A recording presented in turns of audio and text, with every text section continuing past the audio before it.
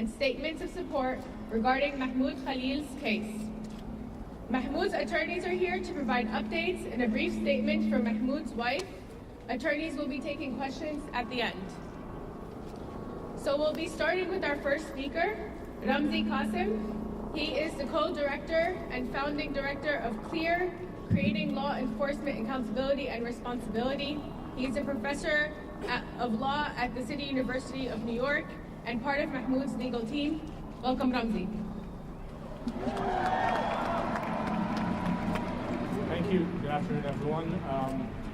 As we try to make clear in court today, what happened to Mahmoud Khalil is nothing short of extraordinary and shocking and outrageous. It should outrage anybody who believes that speech should be free in the United States of America. Mr. Khalil is a lawful permanent resident. He was coming home with his U.S. citizen wife, who was 8 months pregnant, and he was taken by U.S. government agents in retaliation, essentially for exercising his First Amendment rights, for speaking up in defense of Palestinians in Gaza and beyond, for being critical of the U.S. government and of the Israeli government. Those are the reasons why he was targeted. Those are the reasons why he was detained. And that's the reason why the government also moved him to Louisiana in further retaliation for the fact that on the night of his arrest at home, he filed a habeas corpus petition in this court, which he also had a constitutional right to do. In retaliation for that, he was moved to Louisiana to take him away from his lawyers, to take him away from accessing this court, to take him away from his family and his support network. And so every day that Mahmoud spends in detention in Louisiana is a day too long. We and he fully intend to vindicate not just his First Amendment rights, but those of all Americans, frankly, and all lawful permanent residents, and anybody who wants to speak out. It simply cannot be the case that you can be disappeared at night off the streets of New York City simply because the current U.S. government, the current administration of the White House dislikes what you have to say. That is, not just un-American, it's also unacceptable. And so Mr. Khalil and we will fight as hard as we need to in court to bring him home to New York City as soon as possible, and that's one of the motions that is now pending before this court. It is a motion to bring him back home and to free him so that he can fight this removal case. Ramzi, why did you not take the judge's invitation to argue the merits? So we won't be answering questions right now, but can you just tell us just how unprecedented something like this is? Can you just talk about that? Look, this. Okay, just that question. Okay, so I'll just say this and I'll step back. It is absolutely unprecedented. The grounds that are being cited by the government for purportedly claiming to revoke his green card and putting him in removal proceedings. This is a person who is a lawful permanent resident. This is a U.S. person. Those grounds are vague. They are rarely used, and essentially they are a form of punishment and retaliation for the exercise of free speech. We think it won't fly in federal court. We think it won't fly in immigration court, and it certainly should not fly in the court of public opinion. Why not raise that today? The judge gave you the option. All right, thank you, Ramzi. Next, I'd like to introduce Bahid Azmi, the legal director of the Center of Constitutional Rights, also a member of Mahmoud's legal team. Bahir Azmi, Baher Azmy, from the Center for Constitutional Rights. Mr. Khalil's detention has nothing to do with security. It is only about repression. United States government has taken the position that it can arrest, detain, and seek to deport a lawful permanent resident exclusively because of his peaceful, constitutionally protected activism. In this case, activism in support of Palestinian human rights and an end to the genocide in Gaza. The government takes the position that because the Secretary of State finds his dissent unacceptable or contrary to U.S. foreign policy, he can be deported. As Ramzi suggested, it's largely unprecedented, save for ugly historical precedents, including the Red Scare and McCarthyism. That's what we're talking about. We're also talking about a period of repression that the Center for Constitutional Rights knows well following 9/11, when we were in the courts trying to get people out of secret detention. One thing that's different now is the legal infrastructure is so much stronger, and everyone out here on the streets knows that we cannot hide in the face of this amount of repression. We will be fighting in the courts and fighting in the streets to bring Mahmoud home and prevent this level of repression from spreading to many others, as the administration has threatened to do. Why not argue the merits in court today, sir? The judge invited repeatedly. Thank you, Bahid. Now we'll hear from Professor Joseph Howley, an associate professor at Columbia University. Good morning. My name is Joseph Howley, H-O-W-L-E-Y, and I'm an associate professor of classics at Columbia University. The last time I spoke at a press conference was April 18th. That day, police officers in crowd control gear entered our campus for the first time in decades and carried off dozens of students who were peacefully and quietly encamped on one of the enclosed lawns in front of our library, threatening no one. As I watched this unfold in horror, I was asked to speak at an emergency press conference alongside Mahmoud, who had just been asked to negotiate on behalf of the encampment. It is always dangerous to speak in public for Palestinian rights, safety, and freedom with your face uncovered and your name declared. You can be sure you will be harassed, doxxed, terrorized. People will try to get you fired from your job. For speaking here, I will receive a new round of death threats, slander, complaints to my employer. When I step down from here, I will publish these remarks to protect me from the inevitable attempts to misrepresent my words. And Mahmoud, as a student negotiator, took these same risks and many more. Mahmoud is a man of decency, honor, and kindness. He has distinguished himself in his work as an advocate and negotiator, as someone committed to peaceful resolution of difficult situations. He is a consummate diplomat in his disposition and his character. What the Trump government is doing to Mahmoud is obscene. It is unreasonable, intolerable, unconstitutional. So why do they think they can get away with it? The Trump administration is betting that Americans will happily look the other way as one more Palestinian is victimized here on American soil. They are betting that when you hear Mahmoud's name or the word Palestinian, the parts of you that make you a thinking and rational and caring person will switch off, and you will believe the worst about him, and you will turn a blind eye to these grave violations of his rights. And after what I've seen over the last year and a half, I'm not sure they're wrong. Anti-Palestinian groups have spent all year casually leveling the most dangerous accusations on the flimsiest grounds, and members of our own community have repeated them. Don't like seeing a kafia? Call them a terrorist and call the cops. Don't like their views? Call them anti-Semitic and get them expelled. Don't like that your Jewish colleague has the chutzpah to say free Palestine? Report him for Jew hatred to a university task force. Don't like seeing a broad and diverse movement of courageous young people standing together against the ethnic cleansing of Gaza? Call your friends in the government and send the feds to their door. As an educator, it disgusts me that anyone who wants to be taken seriously in association with a university would deal so ignorantly with language and truth. But more than that, I am ashamed as a Jewish person that this kind of slander has found currency in some parts of my own community in service of the racist and anti-Semitic Trump agenda. Trump's claim that this atrocity combats anti-Semitism is insulting. We will not take lectures on anti-Semitism from segregationists and neo-Nazis. We will not allow a white supremacist president and his party to claim the mantle of Jewish safety as they shred the Constitution and spin outlandish legal theories to justify the suppression of dissent and the brutalization of those who oppose war and apartheid. One of the most insidious forms of prejudice toward Jews is the trope of dual allegiance, which suggests that we Jews, because of our ethnicity or religion, have secret political commitments at odds with the communities we live in, that we are not to be trusted, that you should always believe the worst about us. When Donald Trump sneers at globalists, this is what he means. And when I see people unquestioningly trafficking in the wildest assertions about Mahmoud just because he is Palestinian, I hear the exact same kind of prejudice that drove generations of my own family from their homes in Europe. Anyone who spread the lies about Mahmoud that resulted in his detention should be ashamed. And if you find yourself believing whatever someone tells you about Mahmoud just because he is Palestinian or because he spoke up against a murderous war that you somehow still support, I can only implore you to scrutinize your own soul. Why are we here? Because we want our friend back. But we are also here because what happens to Mahmoud could happen to any of us. If they can strip the green card from a lawful permanent resident, they can do whatever they want to a citizen. If you're waiting for permission to think of this as a crisis, here it is.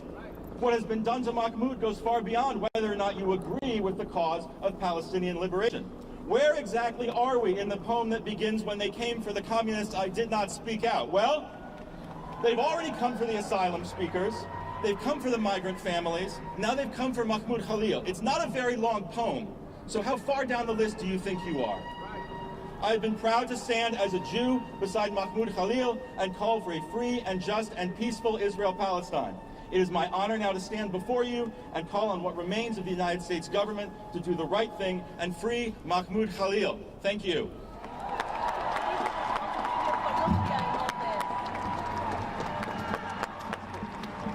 Hi, all. Next, we'll have Joshua Draytel from the law firm representing Mahmoud. And this is also on behalf of Amy Greer, who's in our firm, who has handled this case and will continue to handle this case, but unfortunately could not be here today. And the principles at issue in this case are, of course, of extraordinary importance, and my colleagues have laid that out here and in court. But as important as those principles are, our commitment to the case, the whole team's commitment to the case, and Amy's commitment to this case, is also about the human being, Mahmoud Khalil. He is a person who is loved, who is respected, who has earned that through his conduct and his commitment to his community and to all of us. We thank the people beyond the cameras who are here for their support.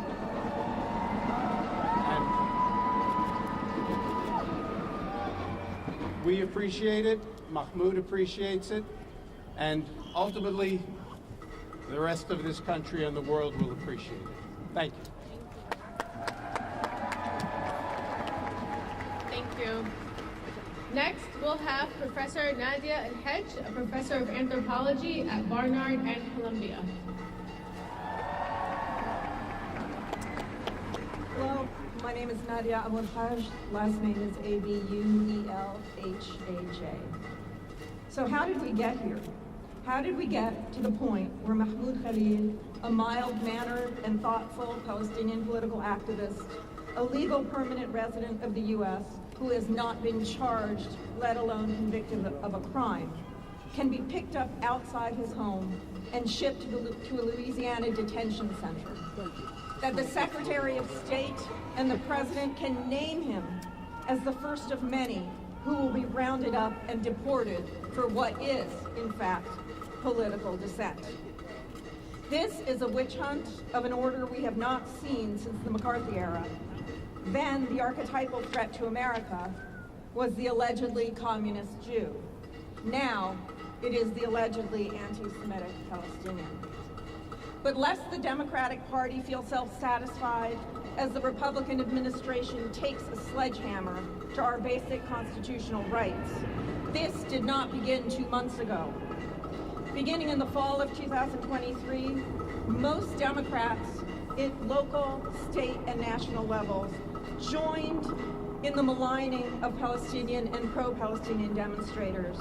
They labeled the movement anti-Semitic as operating in support of terrorism, ignoring the reality on the ground to which these students were responding. The urgency that you saw, the rage even, of student demonstrators last year was driven by a commitment to the urgency of the situation, the need to stop the genocide in Gaza. The Democrats, however, crawled into bed with MAGA Republicans quite clearly in congressional hearings that began in the fall of 2023, when university presidents began to be hauled before the committee, as if the hearings were actually about anti-Semitism. The party of Charlottesville, the party of Nazi salutes and support for Germany's neo-Nazi party, the AfD, is not concerned with anti-Semitism. And no Democrat that has aligned with them can be taken seriously on that front. Insofar as you, our Democratic politicians, continue to refer to Mahmoud Khalil's speech as abhorrent, presumably while defending his right to say what he does, that is, presumably while defending his right to be abhorrent, you are part of the problem. Stop demonizing student activists who are demonstrating to save Palestinians in Gaza and the West Bank from ethnic cleansing and total annihilation. Stop replicating the crimes of McCarthyism. And here I mean not just the criminalization of certain forms of political speech. More fundamentally, I mean stop replicating the crime of demonizing an entire group of people as dangerous, as a threat, as abhorrent even. Then it was Jews, now it's Palestinians. Free Mahmoud now and stop the witch hunt against other students.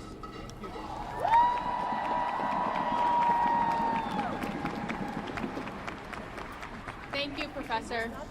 Next, I'd like to bring up Shaza Abdoushi Dalal, one of the staff attorneys at CLEAR, who will be reading a statement by Mahmoud's wife.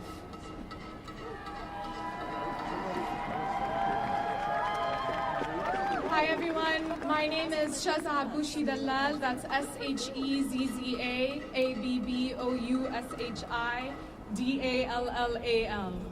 I am a staff attorney with the CLEAR Project and one of Mahmoud Khalil's attorneys, and I will be reading a statement on behalf of Mahmoud Khalil's wife, who does not wish to be named.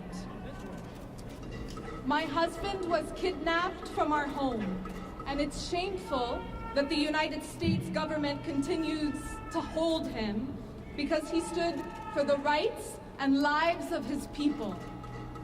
I demand his immediate release and return to our family. His disappearance has devastated our lives. Every day without him is filled with uncertainty, not just for me, but for our entire family and community. Our loved ones are struggling with the pain and fear of his sudden absence. And yet, we are not alone. So many who know and love Mahmoud have come together, refusing to stay silent. Their support is a testament to his character and to the deep injustice of what is being done to him. Thank you.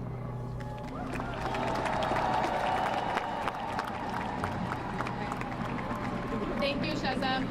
We're going to bring up some of Mahmoud's legal team to answer questions for you all. I will be calling on the people and letting you all know who will go first. Okay, questions? How long can they hold him? Let's if you don't win the habeas, let's say he doesn't get, like what is the procedure here now? Repeat the question. How long will they? Can you step back and can you step close to the both of you close to the? I'm always confused. He's already asked a question. Let's get somebody else. Okay. Okay, how long can they hold him? How long can they hold him? Look, we are seeking to bring him back. We're seeking to have him released. And we're going to do that whether it's in federal court or an immigration court. There are limits to how long a person can be held in immigration court. But frankly, that's irrelevant because we are going to ask for him to be released as expeditiously as possible, and we will do that in any court that will hear us. Why couldn't that be done today? And can you just respond to the government's claims that this is about his views not being in line with national security? Can you legally speak to us about that? Yeah, the government has basically admitted that they're punishing him for his views that are contrary to the government's views. And that's just an obvious piece of authoritarian logic that we cannot tolerate as long as we live in a democracy. It's totally unacceptable for him and for others. The government's attorney either Louisiana or New York, not New York. Why? The government is claiming, and this is really a question for the government, but the government is claiming that because at the time he filed a habeas corpus petition in this court, he was already in New Jersey. They had already moved him to New Jersey as part of their plan, again, to move him 1,000 miles away to Louisiana, to take him away from this court, from his lawyers, from his support network. And of course, the goal in all of this is to silence not just Mahmoud, but to silence anyone who will speak in defense of Palestinian lives and rights. And clearly, as you can see by the thousands of people who have come out, not just today, but this past week, that is backfired. People are not silenced. People are not bowed in any way, shape, or form. And this idea that the movement in support of Palestinian lives is somehow driven and supported mainly by foreigners and non-citizens and individuals who are marginalized is clearly false. It is an American movement, and of course there are non-citizens and green card holders as well. But it is mainstream, as you can see from the diverse crowd that has come out, not just here today, but campuses nationwide for the past year.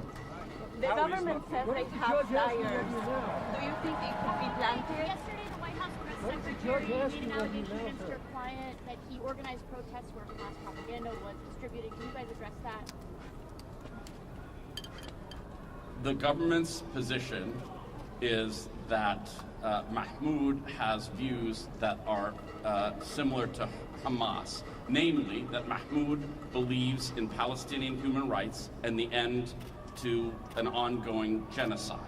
And it is for that reason, as the White House and the Department of Homeland Security have said, that he has been arrested, detained, and potentially removed. So it's their disagreement with his viewpoint, not any remotely scintilla of security threat that's driving this. Again, it's about repression, it's not about security.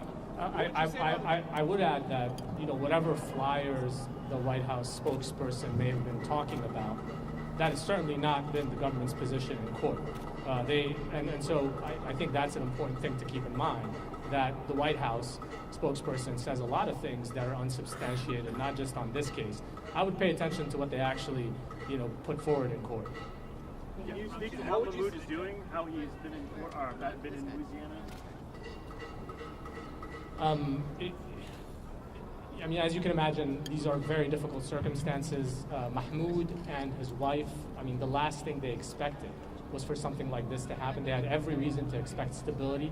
He's a lawful permanent resident. She's a U.S. citizen. They're about to welcome their firstborn child next month. That's what they were thinking about, not this scenario where he's abducted, coming home at night, and rendered to a location 1,000 miles away by the U.S. government on account of his speech. In light of that, Mahmoud, of course, is a fighter. He's been a prominent advocate for Palestinian rights. He's equally unbowed. He's in good spirits considering these circumstances, and he looks forward to being back here at home in New York.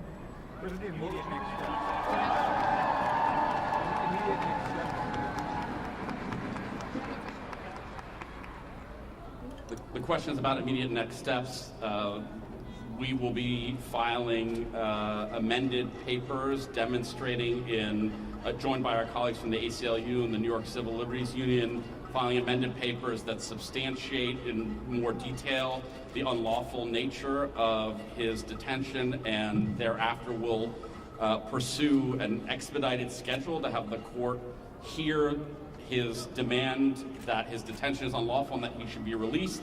And we will also be dealing with the government's claim that this court is not the proper venue, and largely at the same time over the next week. What's your understanding legally why this is, you're saying what they're saying publicly versus what's happening in court? Yeah, that's what I was two getting different at. things. What is the legal reason here for what the government is explaining to you why they're doing? How are they justifying it? Yeah, the government, as far as we understand it, is relying on a rarely used provision in immigration law to justify the detention of a lawful permanent resident and his placement and removal proceeding. It is a provision that basically says that if the Secretary of State determines that a non-citizen's presence or activity in this country poses a serious risk of adverse foreign policy consequences potentially, that person can be processed for removal. Now, of course, that provision is not only rarely used, it is certainly not intended by Congress to be used to silence dissent. In other words, the times that it has been used to, for example, prohibit the visas for folks who have, people who have interfered with democracy in their home countries, former officials. Those are the kinds of scenarios where you see that law used. It is not intended to be used to silence pro-Palestinian speech or any other speech that the government happens to dislike. And for that reason, we believe that this case is not going to set the precedent that the government wants it to set, whether it's in federal court or an immigration court. And you already know just by looking behind you that it's not having the effect that the government wants it to have on, people's solidarity with Palestinians. Okay, last question. Last question. Sorry, last question. She confirmed that he sent emails to university administrators asking to be protected the day before he was arrested, and what is the university's responsibility? Can you please repeat the question? Yeah, the question was whether we can confirm that he sent an email to the president of Columbia University the night before he was arrested and detained to basically put the university on notice that he was feeling unprotected by the university and that he was worried about detention by ICE and doxing and actions by private actors. He was in fear for his life and well-being. That is accurate. He did send that email to the head of Columbia University, and I think his email raises an important question. This is a university that has spent the better part of the last year talking about its duty to protect students and to keep them safe. But in a scenario where numerous students are being approached by ICE on Columbia's campus, and one Columbia student, Mahmoud Khalil, has been effectively disappeared by U.S. government agents, again, on Columbia's property, the university has been remarkably absent and silent. One more right here. Come on, one more. Thank you all. We're going to wrap up here. For any questions regarding details about today's speakers, you can come to me or Jen here. And I want to thank you all for coming. I want to thank all of the people who are out there in the crowd listening. And I want to remind everyone that the family has asked for privacy at this time. Thank you.